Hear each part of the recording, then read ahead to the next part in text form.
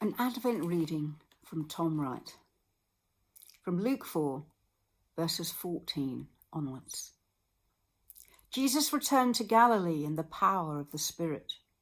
Word about him went out throughout the whole district.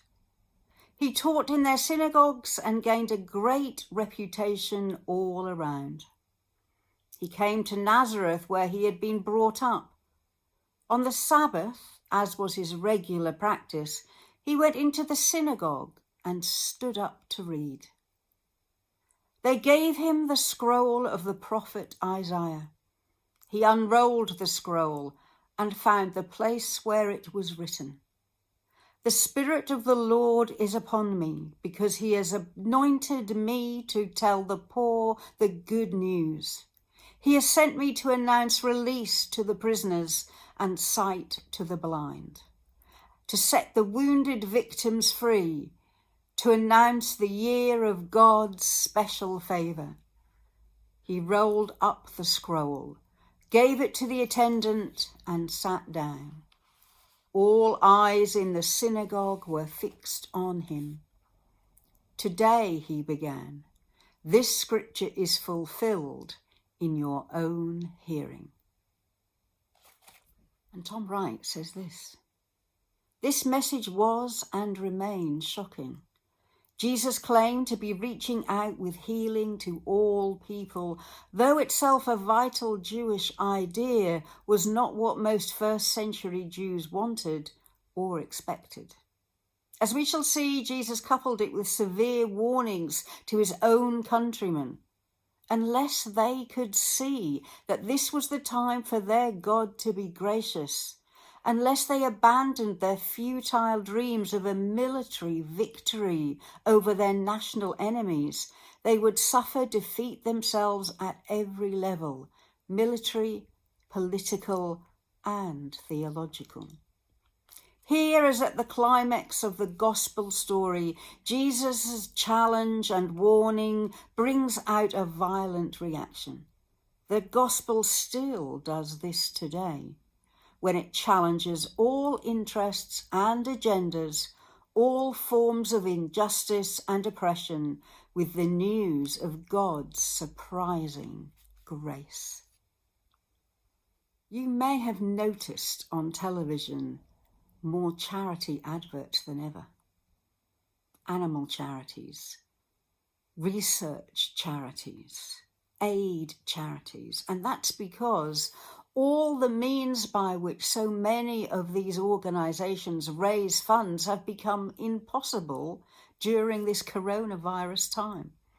So they need to get our attention. They need to tug on our heartstrings in order to get us to donate just £3 a month, because otherwise the charities may disappear. And remember, these are the charities that can afford to put a television advert on.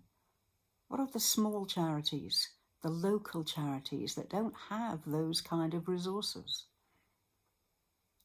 And then, as our Chancellor talked about how difficult the balancing of our economy was going to become, we heard the news that our aid budget was going to be cut.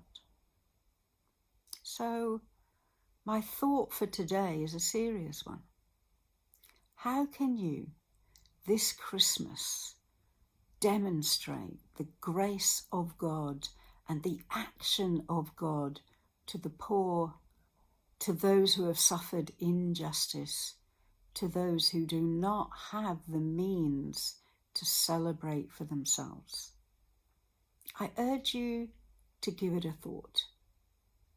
A random act of kindness, a parcel left anonymously, or that £3 donation to a charity that means something to you, whose work has touched you or your family in some way. And £3 isn't a lot on its own, and yes, you may well get phone calls, but simply turn them away if you cannot afford any more. But rather than think, I don't want to be bothered, maybe send something to someone or some organisation that can make a difference in one person's life. Because sometimes that's all we can do. Change the world. One message, one random act of kindness, or one donation at a time.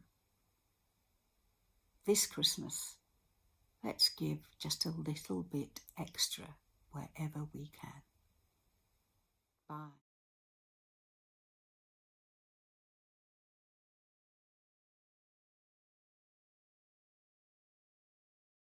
Now here's a message from Dr. Seuss to go with what I've just said. The Grinch hated Christmas the whole Christmas season. Now please don't ask why. No one quite knows the reason. It could be that his head wasn't screwed on quite right. It could be perhaps that his shoes were too tight. But I think that the most likely reason of all may have been that his heart was 2 sizes too small. Bye.